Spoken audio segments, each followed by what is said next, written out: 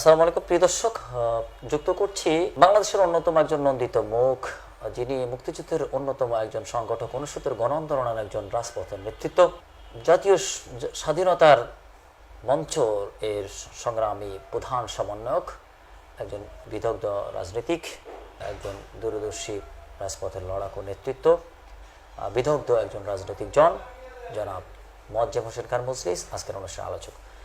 প্রিয় দর্শক, দেশের যে টানাপোড়েন চলছে, টানাপোড়েনে অস্থির একটি অবস্থা বিগত সপ্তাহে আমরা দেখতে পেয়েছি। টপ অফ দ্য উইক হিসাবে যেটি পরিগণিত হয়েছিল, সারা বিশ্বে এটি নিয়ে ব্যাপক আলোচিত ছিল। নতুন সপ্তাহে সেই আলোচনা আবার নতুন দিকে রূপ নিয়েছে। তো এই সম্পর্কিত কিছু বিষয় নিয়ে আমরা আজকের আলোচকের কাছ থেকে কিছু বিষয় আপনাদের সামনে উপস্থাপন করতে চাচ্ছি। দর্শক, আপনারা আমাদের সাথে যুক্ত থাকুন। আমাদের সাথে যুক্ত হচ্ছেন জনাব মোয়াজ্জেম হোসেন খান মজলিস। জি জনাব মজলিস, সামনে দর্শকদেরকে জানাতেন এই যে ৬৯ গণ আন্দোলন থেকে মুক্তিযুদ্ধের অন্যতম একজন সংগঠক হিসাবে পরবর্তীতে আপনি আবার এই ৩৬ জুলাই তথা ৫ই আগস্টের পরে জাতীয় স্বাধীনতার মঞ্চ আপনি গঠন করলেন, এটার প্রধান সমন্বয়ক হিসেবে আছেন।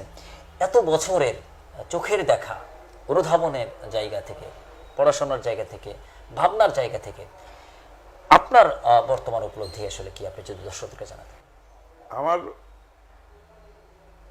৫ই আগস্টের পরবর্তী সময়ে যেটা সামনে চলে এসছে সেটা হলো যে ২৪শে জুলাইয়ের যারা গণ অভ্যুত্থান করেছে তারা বলতেছে যে এটা বাংলাদেশের আরেকটা স্বাধীনতা। স্বাধীনতা শব্দটাই এখানে প্রাসঙ্গিক হয়ে আসছে। অনেকে বলতেছে যে ৪৭-এর স্বাধীনতা, ৭১-এর স্বাধীনতা এবং ২৪শে মার্চের স্বাধীনতা। তা আমার মনে হয় যে প্রাসঙ্গিক ব্যাপারই হচ্ছে স্বাধীনতা। কিন্তু ৪৭-এর স্বাধীনতাটাও আমরা অস্বীকার করতে পারবো না। স্বাধীনতা ৪৭-এর কারণেই পাকিস্তান হয়েছিল। পাকিস্তানের একটা অংশ পূর্ব পাকিস্তান আমরা পরবর্তীকালে ৭১-এ স্বাধীন করে এটাকে স্বাধীন সার্বভৌমত্ব রাষ্ট্র আমরা রূপ দিতে পেরেছি। এবং ২৪শে জুলাই আমরা হয়তো আধিপত্যবাদ থেকে আমরা স্বাধীনতা অর্জন করেছি। কাজেই আধিপত্য মুক্তের স্বাধীনতা এই জন্যে আমি জাতীয় স্বাধীনতার মঞ্চ হিসাবে একটা রাজনৈতিক প্ল্যাটফর্ম তৈরি করেছি। এই রাজনৈতিক প্ল্যাটফর্মে যারা এই দেশের স্বাধীনতা সার্বভৌমত্বে বিশ্বাস করে তারা সবাই যোগদান করতে পারবে, তাদের পার্টির অবয়ব ঠিক রেখেই। এবং এই দেশ যদি না থাকে, স্বাধীনতা সার্বভৌমত্ব যদি না থাকে, তাহলে তো কোনো রাজনীতির কোনো অবকাশই থাকবে না এখানে। তো এই জন্য আমি যেটা মনে করি যে এইটাই হচ্ছে সবচেয়ে বড় জিনিস আর কি, যে জিনিসটা জাতির সামনে এবং জাতের রাজনৈতিক প্ল্যাটফর্ম হিসেবে এটাকে প্রতিষ্ঠিত করা যায়। এই কারণেই জাতীয় স্বাধীনতার মঞ্চ করেছি। এখানে যারা স্বাধীনতা আমাদের দেশের, এখানে আপনারা দেখবেন যে স্বাধীনতাটাকেই উপজীব্য করেই আমাদের প্রধান রাজনৈতিক দলগুলোই রাজনীতি করতেছিল। আওয়ামী লীগের তার মূল ক্যাপিটালই ছিল যে বঙ্গবন্ধু দেশ স্বাধীন করেছে, মানে বঙ্গবন্ধু না হলে দেশ স্বাধীন হতো না। বিএনপিও বলে যে জিয়াউর রহমানের ঘোষণা না দিলেও দেশ স্বাধীন হতো না। কাজেই স্বাধীনতা ঘোষণা এইটাকে উপযোগ্য করে এরা রাজনীতি করত। কিন্তু এদের রাজনৈতিক কার্যকলাপের পরে মূল স্বাধীনতাই অস্তমিত হওয়ার। বাংলাদেশের রাজনীতির দুটি ধারা বহমান, একটা হচ্ছে বাংলাদেশি জাতীয়তাবাদ, আর হচ্ছে বাঙালি জাতীয়তাবাদ। এই ধারার মধ্যে থেকেই বাঙালি জাতীয়তাবাদের পতন ঘটলো। বাংলাদেশের জাতীয়তাবাদের ভিত্তিতে এখন রাজনৈতিক দলগুলি রাজপথে আছে। ২৪শে জুলাই বা ৩৬ জুলাই যে রাজনীতিটি অবমুক্ত হলো, বা ৫ই আগস্টের রাজনীতির অবমুক্ত হলো, এখনকার রাজনৈতিক ধারার বহমানটি আসলে কি হবে? এখনকার রাজনীতির তো যে পরিস্থিতি দেখা যাচ্ছে যে এখানে যারা 24শে জুলাই আন্দোলনে অংশগ্রহণ করেছিল, এটা এক একজনের মনে মনে এক এক ধরনের স্বপ্ন ছিল আর কি, যেটা মাঝে মাঝে বহিঃপ্রকাশ হয়, আবার মাঝে মাঝে এরা আবার মানে সেই ফেসবুকে যে ইটা দেয় আবার পরে এটা সরিয়েও নিয়ে যায়। অনেকে মনে করে যে আমাদের এখানের আমাদের প্রধান উপদেষ্টা যাকে প্রধান সমন্বয়ক হিসেবে পরিচিত করে দিয়েছিল, যে উনি অনেক সময় বাংলা, বিহার, উড়িষ্যা সেই পুরানা দিনের সুলতানি আমলের ম্যাপ খুলে বসেন। এখন বাস্তব হয়েছে যে এখন 250-300 বছর আগের সেই বাংলা, বিহার, উড়িষ্যাও নাই, আর এখন ওইটা বাস্তবসম্মতও না।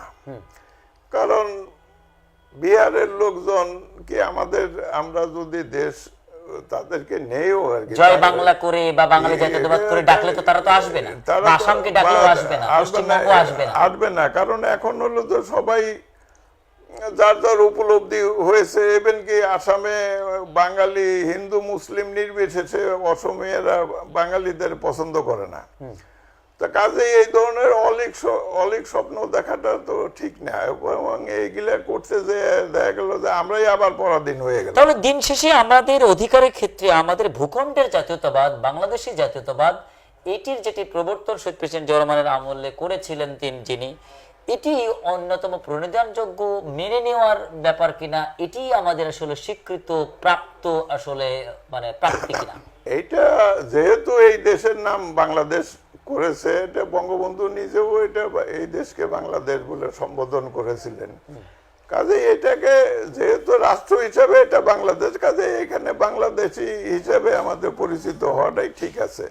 বাংলাদেশি হিসেবে পরিচিত হলে আওয়ামী লীগ যদি রাজনীতি করতে চায়, রাজনীতির এই ফ্যাসিজমের মাধ্যমে তারা যেহেতু এই দেশ থেকে বয়কট হয়েছে, তাদেরও রাজনৈতিক সংস্কার বা রাজনৈতিক উপলব্ধিকে সমন্বয় ঘটিয়ে জয় বাংলা স্লোগানের জায়গায় জয় বাংলাদেশ স্লোগান যুক্ত করা, বাঙালি জাতীয়তাবাদের জায়গা চেঞ্জ করে বাংলাদেশের জাতীয়তাবাদ বা ভূখণ্ডের জাতীয়তাবাদকে সাপোর্ট করে নতুন পরিসরে নতুন রূপ পরিগ্রহ করে আওয়ামী লীগকে আসলে বিশেষ ভাবনা রেখে জনগণের কাছে আসলে তাদের নতুনভাবে উপস্থাপনার আসলে চিন্তা করা উচিত কিনা, আপনি কি মনে করেন?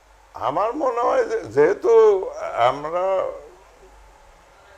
দেশ হিসেবে আমরা বাংলাদেশ প্রতিষ্ঠিত করেছি এবং এই দেশের নাম বাংলাদেশ দিয়েছি, কাজে এটা আওয়ামী লীগ, বিএনপি বলে কোনো কথা না। এটা এই দেশকে বাংলাদেশ হিসেবে পরিচিত দেওয়া বা আমরা বাংলাদেশ হিসেবে পরিচয় দেওয়াটাই সমীচীন এইটা। আর যদিও আন্দোলনটা ভাষাভিত্তিক হয়েছিল, কিন্তু ভাষাভিত্তিক তো আমাদের পশ্চিম বাংলা তো ভারতের অধীনে আছে।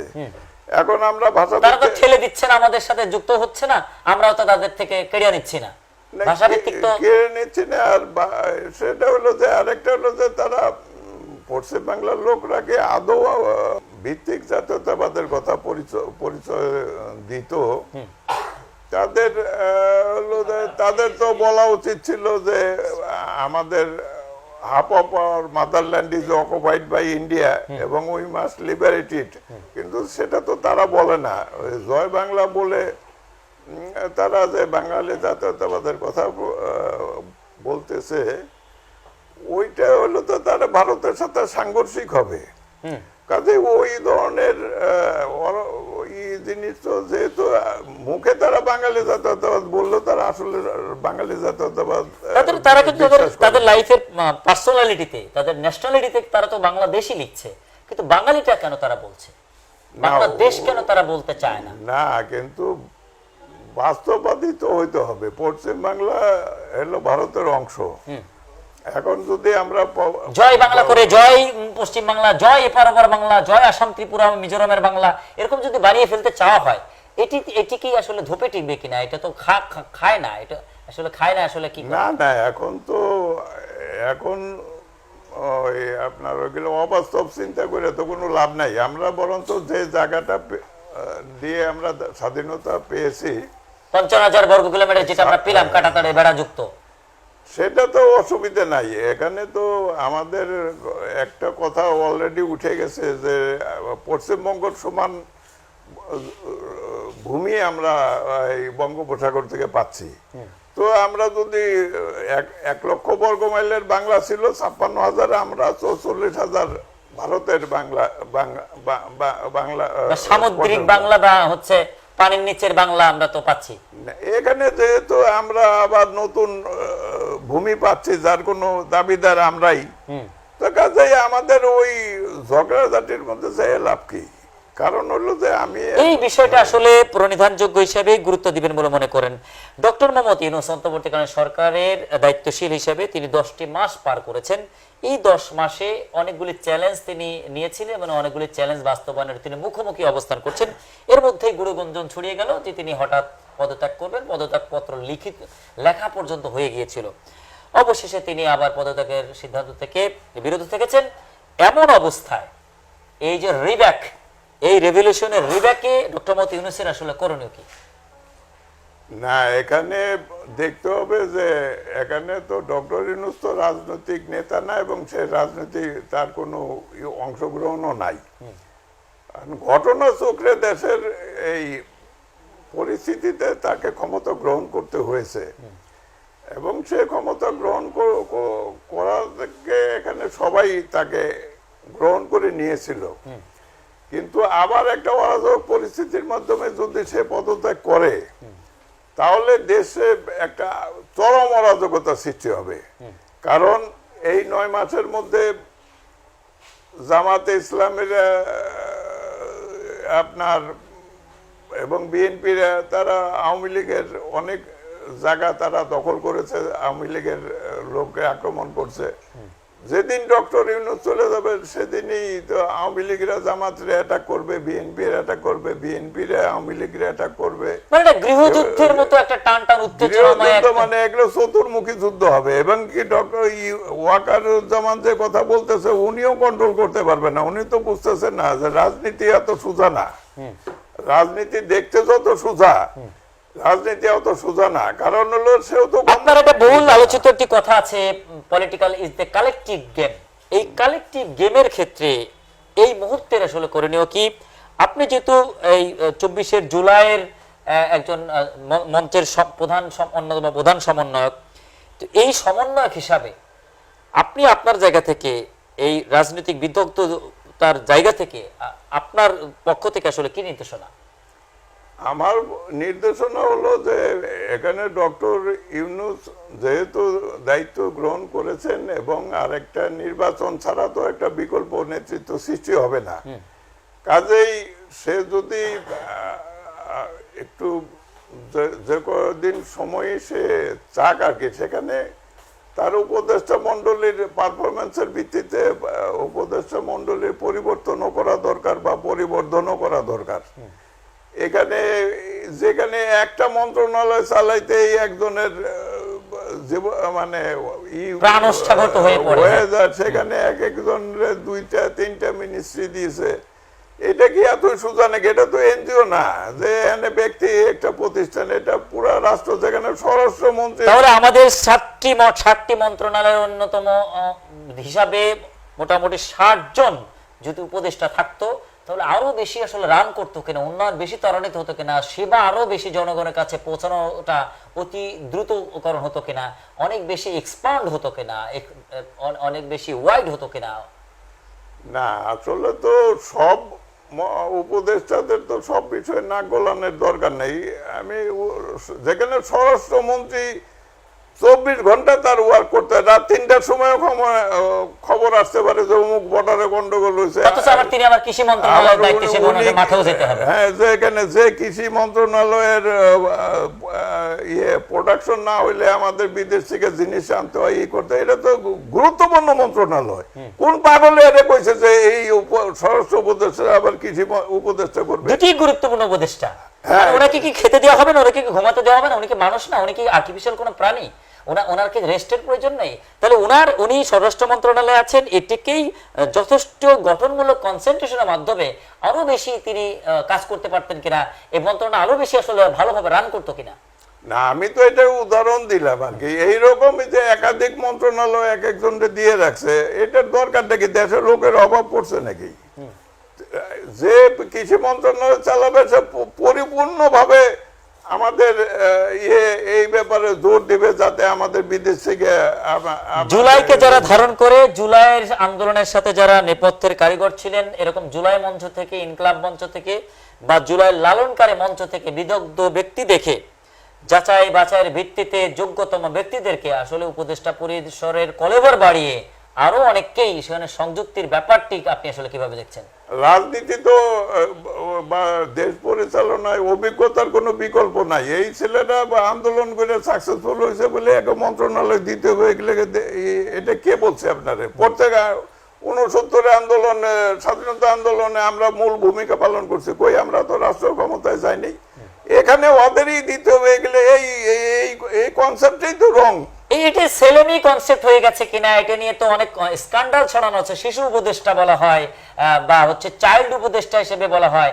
এটি আমাদের প্রজাতান্ত্রিক কাঠামোকে আসলে অনেক বেশি বিতর্কিত করেছে কিনা, অনেক বেশি লাঞ্ছনা এনে দিয়েছে কিনা? না, এটা আমি বলবো যে এটা হলো যে আমাদের এখানে উপদেষ্টা যারা নতুন উপদেষ্টা তো আর এই সমস্ত শিশুদের থেকে নেওয়ার দরকার নেই। এরা ট্রেনিং প্রাপ্ত হোক, লেখাপড়া করুক, অনেকে তো কোর্সই কমপ্লিট। আমাদের রাষ্ট্রের অনেক বিদগ্ধ জন রয়েছেন, আমলা রয়েছেন যারা দীর্ঘ সময় রাষ্ট্র সেবা করেছেন বা রাষ্ট্র উন্নয়নের ক্ষেত্রে যাদের বিশেষ দক্ষতা আছে বা বিশিষ্ট অনেক বিদগ্ধ জন রয়েছেন, আপনার মতো যারা অনেকেই রয়েছেন যারা দীর্ঘ সময় দেশ সেবার জন্য নিজেদেরকে প্রস্তুত করেছেন। এই সুপ্রস্তুতকারী যোগ্যতম ব্যক্তিদেরকে আসলে যোগ্যতম চেয়ারে বসানোর প্রয়োজনীয়তাটা অন্তর্বর্তীকালীন সরকারের প্রধান উপদেষ্টার বিশেষ এবং প্রধান ভাবনা হওয়া উচিত কিনা? প্রধান উপদেষ্টা তো যারা এনজিও করতো তাদেরই চিনে, আর যারা সিটাঙে বাড়ি তাদেরকে চিনে। প্রধান উপদেষ্টার তো এগুলার দরকার নেই। প্রত্যেকটা গোয়েন্দা সংস্থার কাছে বহু লোকের বায়োডাটা দেখা যায়, ওদেরকে বললেই তো হয় যে তোমরা কত করে ভালো লোক সিলেক্ট করে দাও।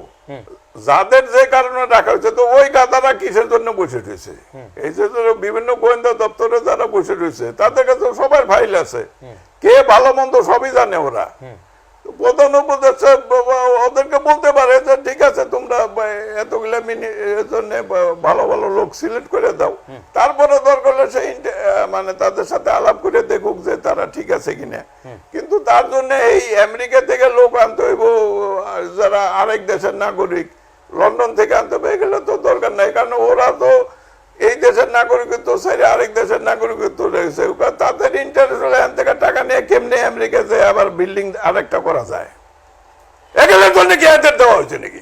এই সমস্ত কারণেই আসলে উপদেষ্টা পরিষদের বিরুদ্ধে অনেক ক্লেম উঠছে যে একাধিক রাষ্ট্রের যারা নাগরিক তাদেরকে কেন উপদেষ্টা দেওয়া হচ্ছে। এই কেনর উত্তর আসলে মেলার ক্ষেত্রে দর্শক শ্রোতার কাছে, দেশবাসীর কাছে আপনার শেষ অনুভূতি বা শেষ অভিব্যক্তি? এখানে 24-এর এই যে জুলাই আগস্টের গণঅভ্যুত্থানে একটা জিনিস হয়েছে যে আমরা কিছুটা ভারতীয় আধিপত্য থেকে আমরা মুক্ত হয়েছি।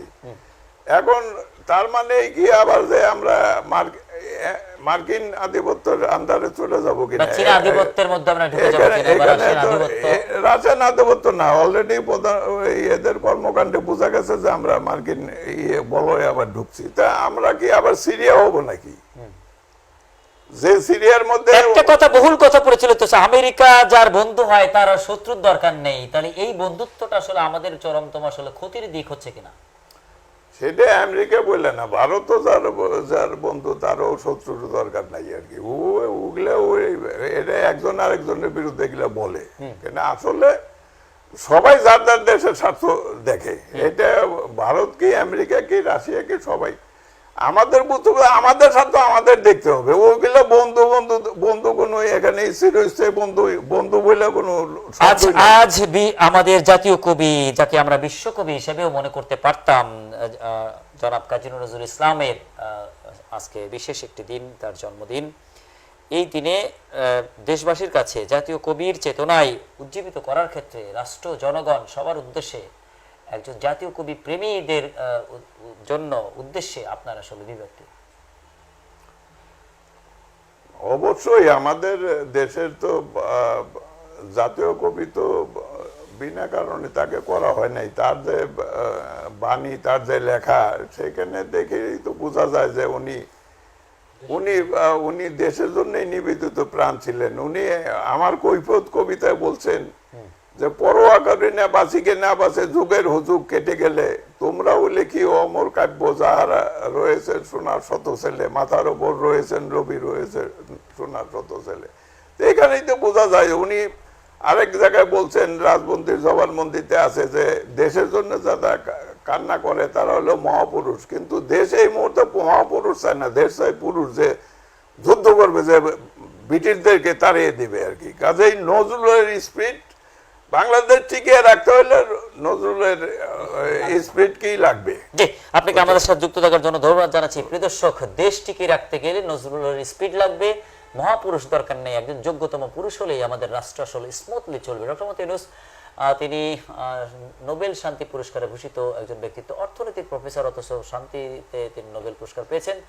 এই অর্থনৈতিক ব্যক্তিত্ব আমাদের রাষ্ট্রের অর্থনৈতিক চাকা ঘোরানোর ক্ষেত্রে নানামুখী পদক্ষেপ নিয়েছেন। আমরা নানাভাবে গণমাধ্যমে শুনতে পাচ্ছি, গণমাধ্যমের কল্যাণে বা দেশবাসীর কাছ থেকেও আমরা বিভিন্ন অভিব্যক্তি যেটি পাচ্ছি, সেটির ক্ষেত্রে কিছু পজিটিভ, কিছু নেগেটিভ, কিছু আঞ্চলিকতা, কিছু আন্তরিকতা, কিছু যা সার্বজনীনতা, এই বিষয় নিয়ে মিশ্র গুঞ্জন নিয়ে অবশেষে ডক্টর মোহাম্মদ ইউনূসকেই প্রণিধান হিসাবে সকল দল মত তাকে শেষ ব্যক্তি হিসেবে, চূড়ান্ত ব্যক্তি হিসেবে সিলেক্ট করেছেন, যার কারণে উত্তেজনাময় পরিস্থিতি থেকে তিনি পদত্যাগ না করে আবার দায়িত্ব পালনের সিদ্ধান্ত নিয়ে তিনি কাজ করে যাচ্ছেন।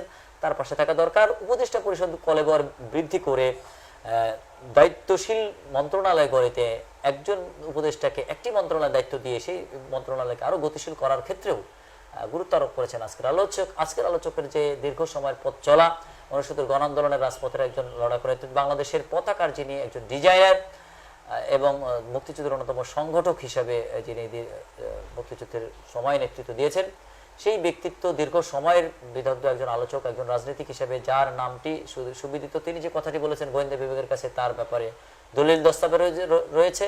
অন্তর্বর্তীকালীন সরকার কলেবর উপদেষ্টার কলেবর বাড়ানোর প্রয়োজনে যদি গোয়েন্দা বিভাগের কাছে চান, অবশ্যই আজকের আলোচককে প্রধান ব্যক্তি হিসেবে, অন্যতম ব্যক্তি হিসেবে খুঁজে পাবেন বলেই আসলে মনে করা যাচ্ছে। সেক্ষেত্রে নতুন উপদেষ্টার কলেবরে আজকের আলোচককে দেশবাসী দেখতে চাক বা সচেতন মহল তাকে দায়িত্বে পাক, বা তিনি দায়িত্বশীল হওয়ার পরে এই দেশটাকে সুন্দর করে স্মুথলি রান করার ক্ষেত্রে গুরুত্বপূর্ণ ভূমিকা পালন করেন। ওয়াইজ ব্যক্তির সাথে ওয়াইজ ব্যক্তি আসলে যুক্ত হয়ে আমাদের রাষ্ট্রকে আরো সুন্দর করার জন্য কাজ করেন, এই হচ্ছে আমাদের প্রত্যাশা।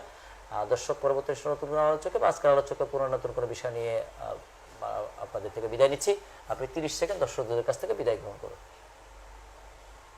আমি বলবো যে দেশের সমস্ত লোকেরই এখন সেন্সিবল হওয়া উচিত এবং দেশের ভালো মন্দ নিয়েই চিন্তা করা দরকার। কোনো ব্যক্তি বিশেষের বা কোনো লোকের প্রতি বিশ্বাস স্থাপনার থেকে নিজেদের উপরে বিশ্বাস স্থাপন করেন এবং নিজের দেশকে টিকিয়ে রাখার জন্য সৎ লোক, ভালো লোক, যোগ্য লোককে আপনারা বেছে নিন।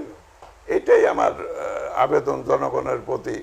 কারণ যারা পরলোকগত হয়েছে তারা তো তাদের ভূমিকা পালনই করছে। আমাদের যে সমস্ত নেতাদের নামে অন্যান্য বিভিন্ন পার্টি চলে, কিন্তু তাদের সময় তো তারা করছে, কিন্তু তাদের পরবর্তীতে তাদের দোহাই দিয়ে যারা রাজনীতি করে তারা কি করতেছে? তারা তো ওই চুরি বা সামারি ছাড়া কিছুই করতেছে না। কাজেই এই সমস্ত দিয়ে বাদ দিয়ে আগামী নির্বাচনে সৎ, যোগ্য এবং ভালো প্রার্থী দেখে ভোট দেন, মার্কা দেখে না। এই জনগণের প্রতি এই আহ্বান রেখেই আমার বক্তব্য শেষ।